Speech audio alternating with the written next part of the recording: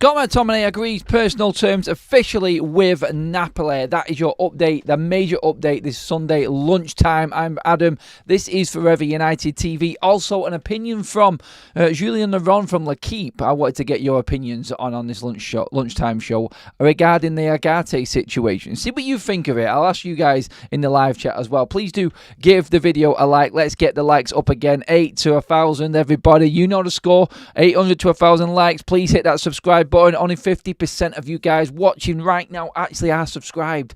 You don't want to miss out on anything. You want the entertainment factor bringing. I've got you covered, guys. Get subscribing to Forever United TV. Let's get into the video. What is going on? Scott Mctominay, we have been covering in detail. Yes, this may look like news that's already been circulating around, but it's been credited that Corriere dello Sport from Italy have stated that personal terms are fully agreed with Scott Mctominay now. That's the difference in this deal and where we're actually at. We like to bring you up-to-date updates on everything going on. And this one has been sort of just taking step-by-step little jumps as to getting close to completion. It all hinges on Osimhen leaving for Chelsea and that deal between them two clubs and Romelu Lukaku. But as we've always stated along with every single deal that Manchester United have been involved in this summer, whether it be in, whether it be out, personal terms get agreed first and then move forward, agree the fee. It does look like Scott is more than happy now to go to Napoli. He has spoken to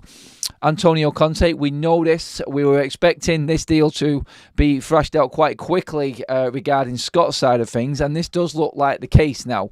With Scott saying that he has put priority on Napoli, he has now sat down and agreed personal terms. Well, he's not gone over to Italy and sat down, but he has agreed to the terms on offer from Napoli and Scott McTominay, as long as Manchester United make the move, which we have said here on Forever United T all along with Scott.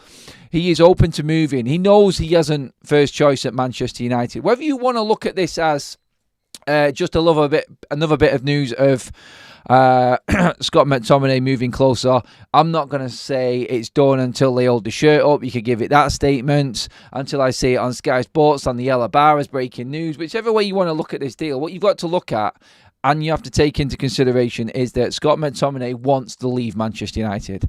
He is actively happy and negotiating with clubs as long as the deal works for the football club. So what I want to say on this is, and what I want to give credit to is Scott actually in this. And Scott McTominay actually realising the situation. United need to move on. Not being an ass, not being a dick about anything right now, pardon the French, but you know what, just going along with it properly as a proper professional. He gets a lot of shit, Scott McTominay, a lot of stick from the United fan base. I think unfairly when being compared with other players. He knows what type of player he is. He knows where his limits are, I think, Scott. He's happy to stay at United as a bench player. We know this. There's no issue with that at all. I think what a lot of United fans are getting over the top and a bit agitated about at the moment, and I get this with Lindelof. See, I see Lindelof as a bigger issue than Scott McTominay. I think Scott really knows the club inside out. He has done his role, he has played his part in Manchester United and has been a full professional. But Scott isn't being an arse and like saying, no, I want to. I'm going to just cling on to what I've got here right now. See out the last year of my contract. Maybe I could get something like Aaron Wan-Bissaka did in that ridiculous payout that he got in clinging on and listening to his agent. Now, Scott is a United man and he is happy to leave. He knows this. So let's put some credit on Scott McTominay in not being that player. So if this doesn't happen, it's not because of Scott. That's what I'm trying to get across. If he ends up walking out on that pitch this season now, as it has just started, then we cannot be giving Scott McTominay any more grief over this. Not clinging on like money grabber, just wanting a wage, hanging around like a wet fart, like nobody wants him around or anything like that. He is more than wanted at United. United are happy for him to stay. The club want him. He is liked within the dressing room. He is a Manchester United Academy player, Manchester United fan. And we need to give him credit for actually standing up and saying, you know what, I will move if the club are happy for me to move. And he has agreed personal terms and got this all set up. So if we do get an agreement in place, then this can move very, very quickly. So I wanted to make a massive point at the start of the show and just saying, you know what, credit to you, Scott McTominay. Like, if he stays, still credit to you, Scott McTominay. I don't care if he's still at the football club next season. What this shows is that Manchester United's structure And I've made videos before, and I'm not going to hide away from this. I've made videos before about issues at this football club with different managers and the same protagonist and same players being at the club every time a similar issue comes around. And Scott McTominay was on that list. I'm taking him off it. I think Scott McTominay is the type of player that won't stand in the club's way or be a knobhead when it comes to actually wanting the move away and actually making it easy for the club to actually move him on. The fact that he's agreed terms means to me that he is happy to be moved on by Manchester United. He understands the situation. He's been a pro about it, and it's now down to the club. So I don't want anyone blaming Scott by clinging on and still being at Manchester United. This is Ineos and their structure working right now alongside a professional in Scott McTominay, and we have to look at this as a massive positive in this transfer market and what's happened over this summer. Scott McTominay, stand up, I say, and actually take your applause, because this is how professional footballers should act. This is how professional footballers should be. He's not looking at the money, he's looking at his career. He's looking at everything he loves, and this is probably paining Scott McTominay. This is like me. I put myself in Scott McTominay. I am a lifelong Manchester United fan, as everybody knows, like all of us in here pretty much are. And if you were asked to leave Manchester United by the club, the way that this has gone down, then it would be killing you, wouldn't it? The club have given Scott McTominay the opportunity. They have said outright that they are not looking to move him on. For him to be agreeing personal terms, just in case this deal does get done by Manchester United, that must have hurt him. That must have hurt him a lot. But he's thinking of his career. He's thinking of progressing and going out there to Italy. It's a tough league. And there's like zero expectation on him from Manchester United. But there will be when he moves over to Napoli, because this is a big signing for them. Conte making a big move for Scott here. And I can't have anything but praise for him. Like, I've seen it, I've listened to reports, and now I've seen that he's agreed personal terms. He has done the same and was happy to move for Galatasaray. The club couldn't make the move happen. Fulham came short with the bid. Now Napoli are trying to negotiate the deal. He is a popular player, and he can offer a lot to someone. And you know what? He could have also been, like I just described then, that pain in the ass that doesn't want to leave because he's on more money at United than he will be anywhere else. Well, Scott isn't. He's one of the lowest paid players at Manchester United. And I think he needs respect for that as well. There are players that are not as good as Scott McTominay that have been at United that have been paid more than him.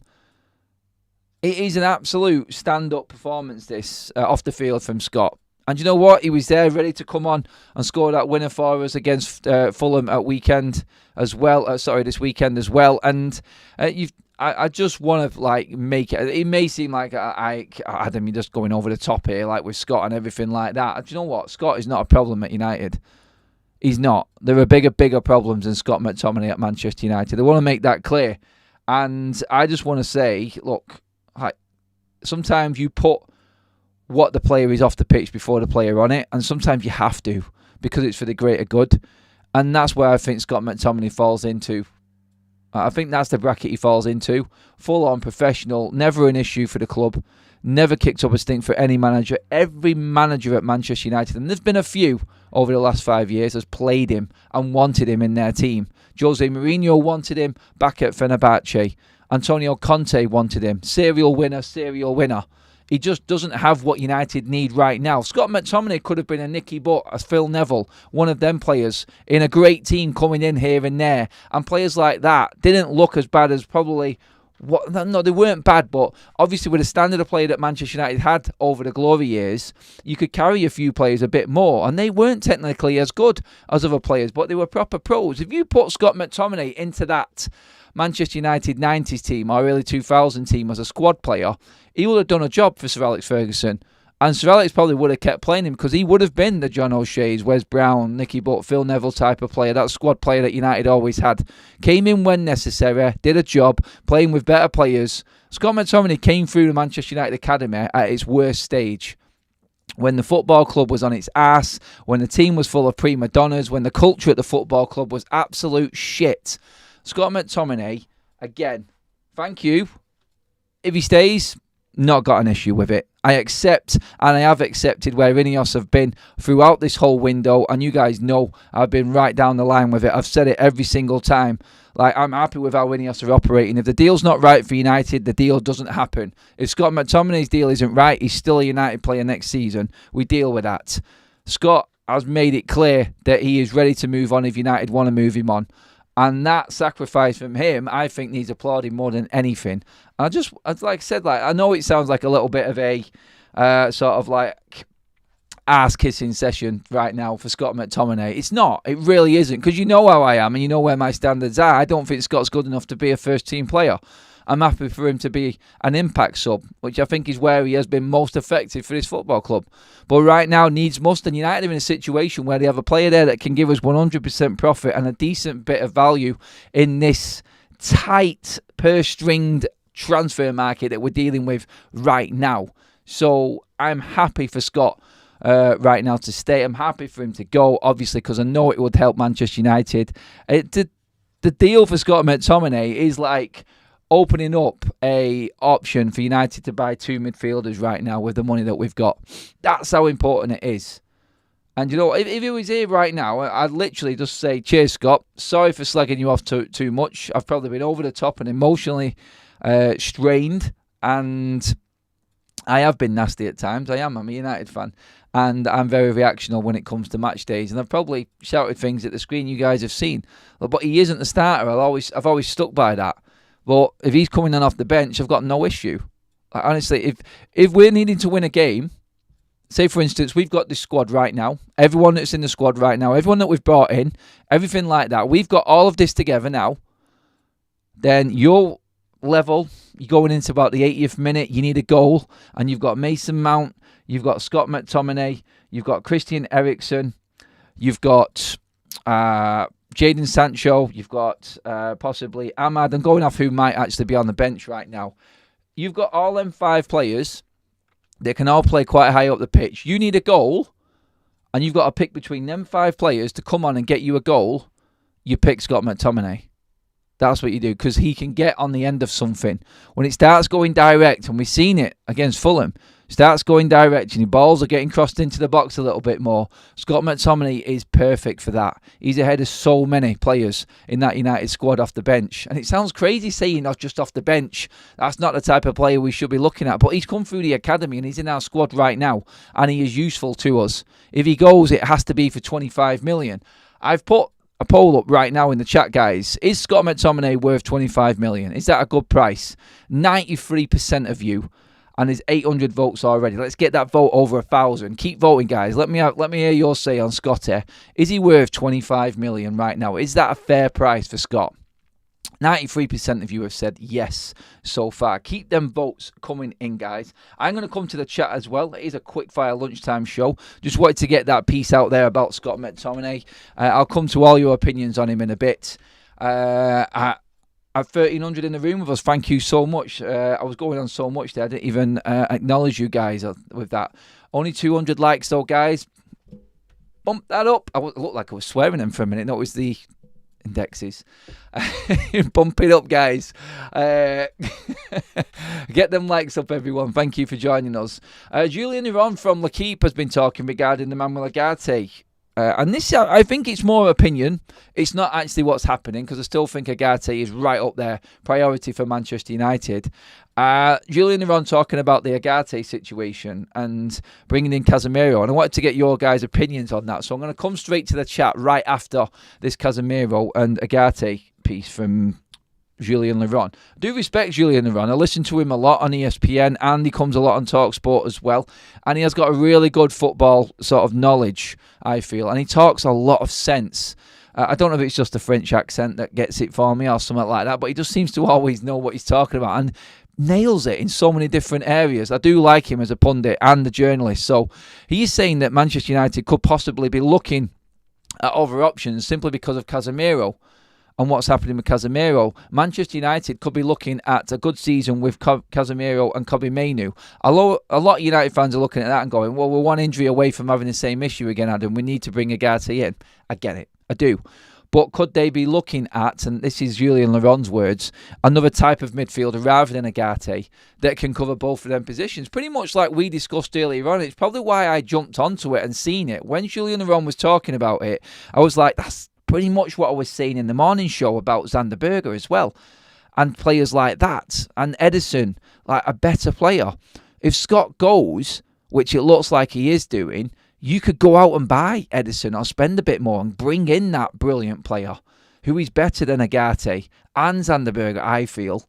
But it also gives you the option to get Agate and Sander Berge in, like we said before. But if PSG do kick up a stink, and Julien Laurent is all over French football, we know this. He is, like I said, very knowledgeable in the French league and a lot of the European leagues as well. So when he's talking about PSG and the way that they are and how stubborn they are and not agreeing to Manchester United's price for Manuel Agate, he's now looking at it. I think this is where this comment came from regarding Casemiro. If Casemiro keeps playing and stays fit and is looking a bit better, and like sort of we can sort of rein him in a little bit from that Fulham game because he was a bit of a loose cannon, then United have an option there and they can work with Mainu and Casemiro.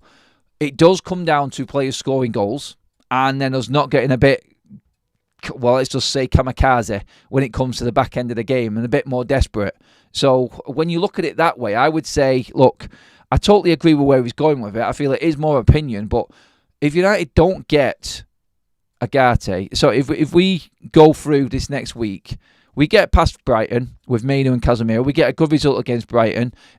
I'm telling you now, things will start clicking in this Manchester United board's head. They are reactional, like we've spoken about before. Very, very reactional with what's happening in this transfer window. Not just going to sit there on their asses when something goes wrong and then have to think about it for a couple of days beforehand. Bang, straight onto another target.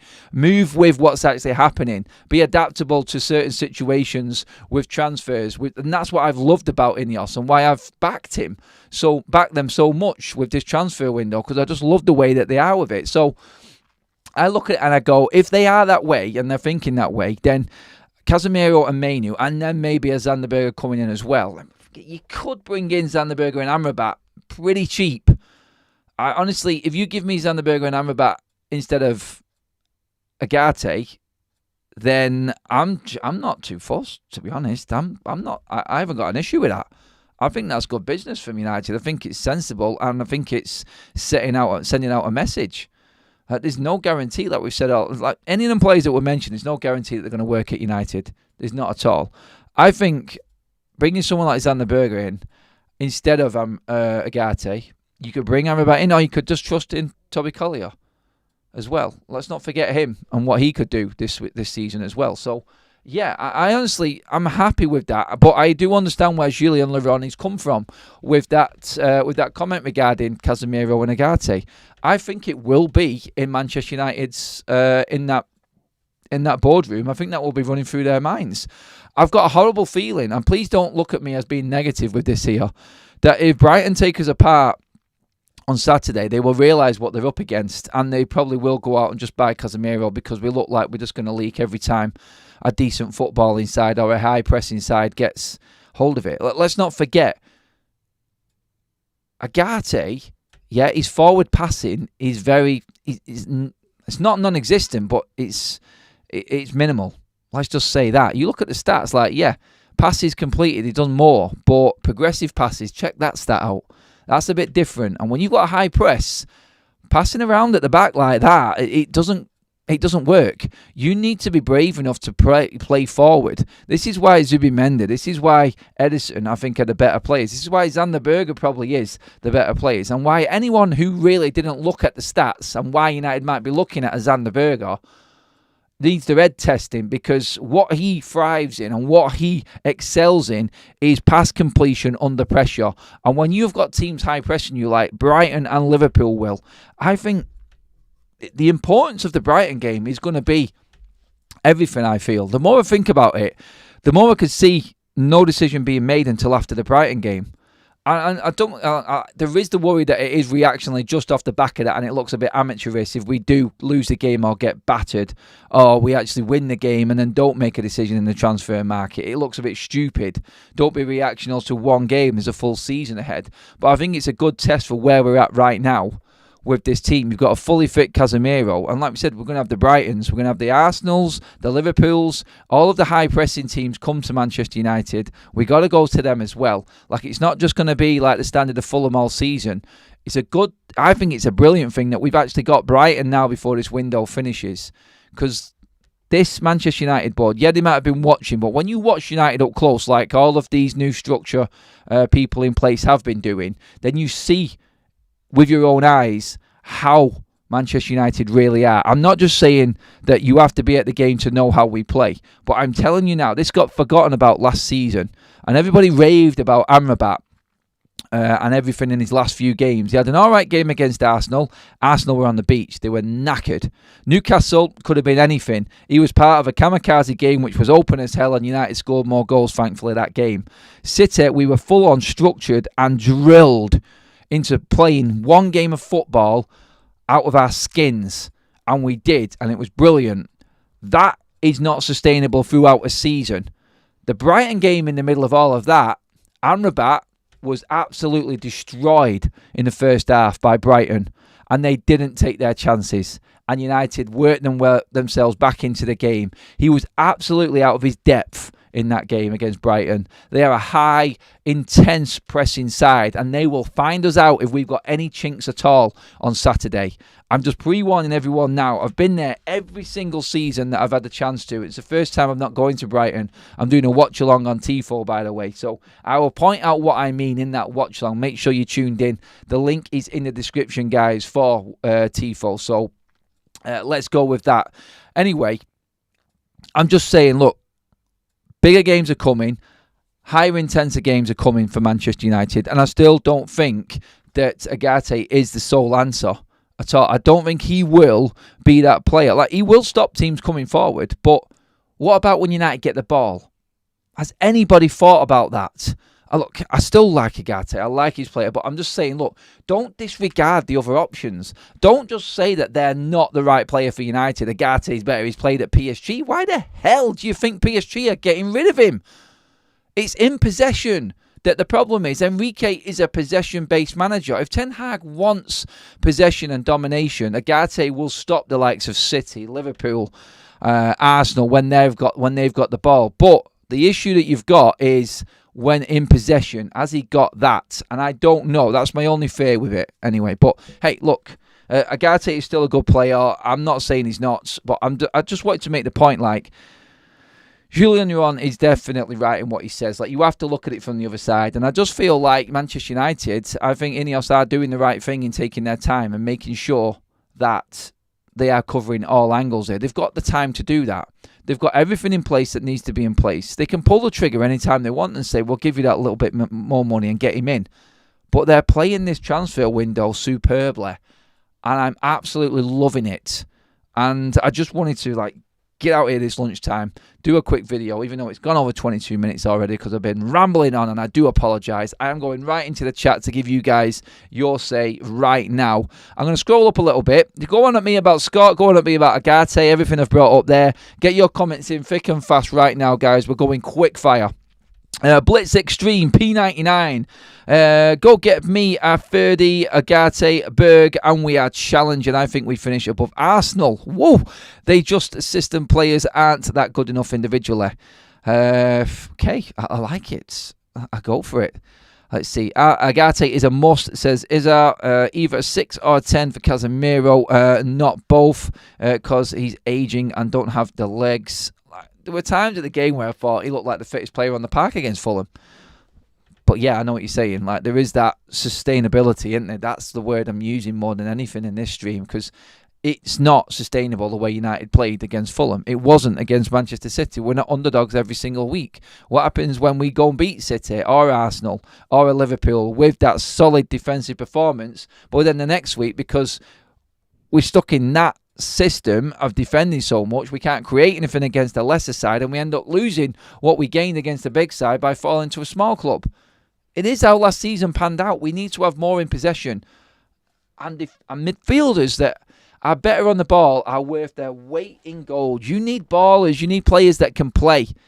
Do you know what? Casemiro can. He's just coming to the back end of his career.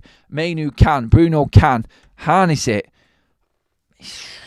In front of that defence, that is key for United. It really is. It really is. Because there were moments against Fulham where we played out and no one gave us the credit that we deserved. We played out well from the back at stages against Fulham. But everybody was jumping on the bad bits. And that's why I wanted to make a point about actually Harry Maguire having a good game in that one. I have watched Berg since his days Valerenga and through his career in Belgium. He isn't a CDM. He is more like Mainu than Casemiro or Keane.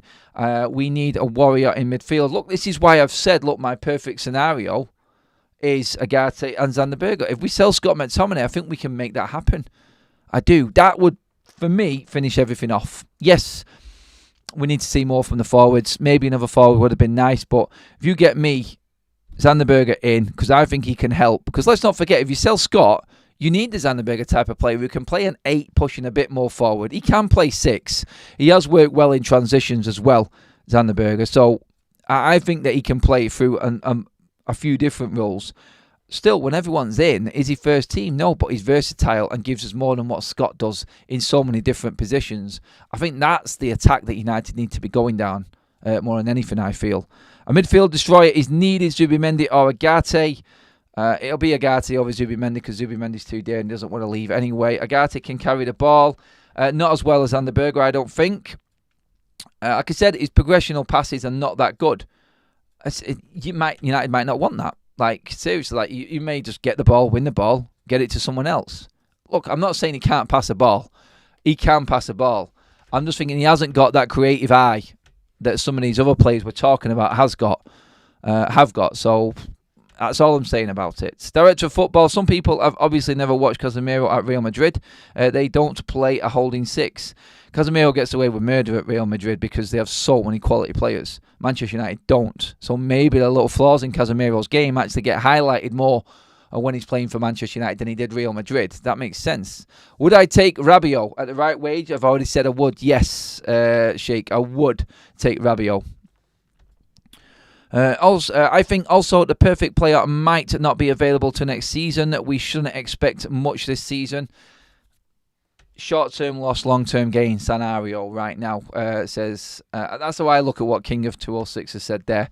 It's a fair comment. Like, is there a better midfielder next season available? Maybe there is. Do we need one desperately now, though? Yes, we do. And that's the balancing act. Nearly at 500 like, guys. Over 1,600 in the room on a Sunday lunchtime show. Thank you so much, guys. I'll get through as many comments as we can now before we finish up. It's going to be a tough one at the Amex. Could be our first loss of the season. Only 2 games in, I know. Oh, I hate saying that. Make sure you guys are clued in. We are going to be... I'm going to go out for some lunch now, and then I'm going to be back for the City and Chelsea game. I've just pinned the link to Tifo.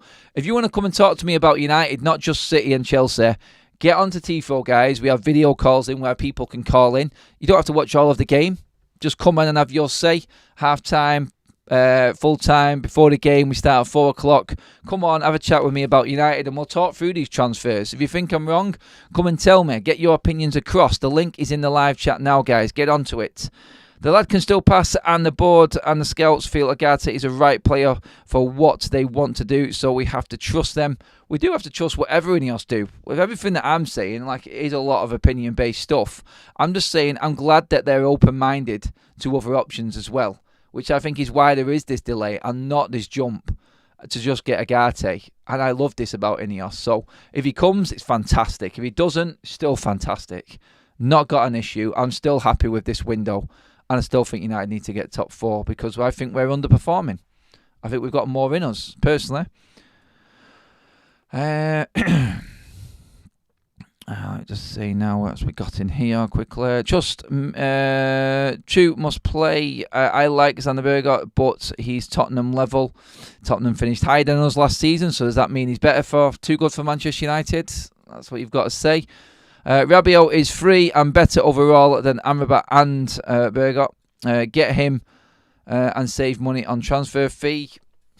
It's the contract and whether Ineos want a player coming in like Rabiot when they can buy someone else next season and then he's still there on a big wage, if that makes sense. It's a tough one because you need this midfielder this season, but could it hamper someone else coming in next season is the answer to that one. Ineos shouldn't be desperate and get Berger just to fill gaps. That's Woodward signing policy. No, that's wrong, I feel. Thanks for the comment, must play, but I don't think Xander Berger's desperate. I think he's a good player and he fits metrics that Manchester United are looking for. I do.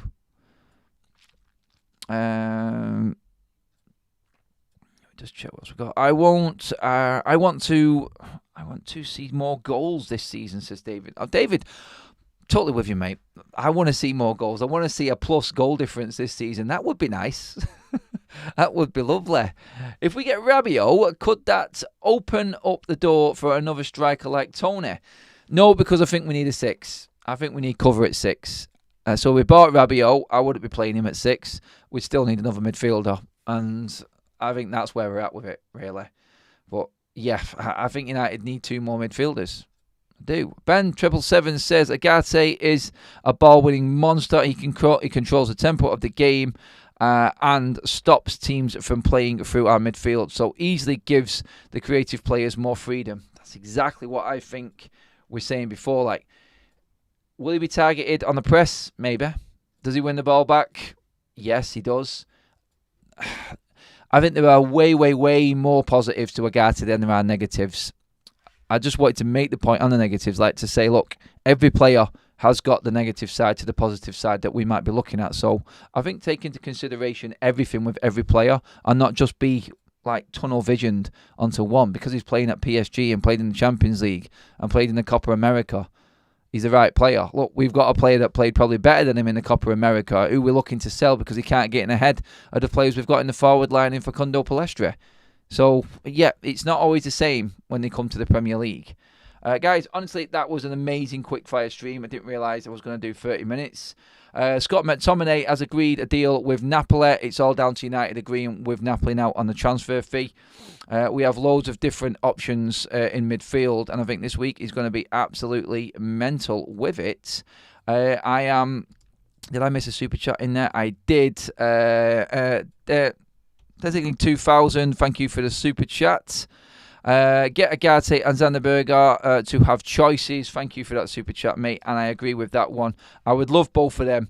I think it only happens if Scott goes, which is why the news that we've just brought you about Scott agreeing personal terms is big news for Manchester United. Stand up Scott McTominay, a player that hasn't really stood in the way of Manchester United if they wanted to move him on. Please do listen back to the top of that video and the way that I wanted to credit Scott McTominay for the way that he has handled this transfer window himself and being open to the move if United do want to move him on. Credit to him. And we'll see what happens this week. But I'll be back later on this evening after the Chelsea and City game. Do join me on Tifo for the watch-along, guys. And yeah, enjoy the rest of your afternoon. Links are in the description. The link is in the live chat for the watch-along. Come on and have your say before at half-time. We'll have a group chat. We'll get you on. You don't have to watch the game if you don't want. Come and join us. Just have it on in the background, listening to some United chat while the City game's going on. And actually call in and have your say as well. That's what it's all about, and that's what we're doing on Tifo. It is completely different to what you guys have ever seen before. Trust me on this one. And guys, over 1,600 in the room, over 500 likes. A big thank you to you all again. Massive effort. I will see you all on Tifo at 4. I'm back on around about 6:30 normal time for the evening show, guys. See you all then. Thank you very much. Mods, legendary. Thank you. Great chat. All the members as well. Cheers, guys. I will see you all later this afternoon. Have a good one.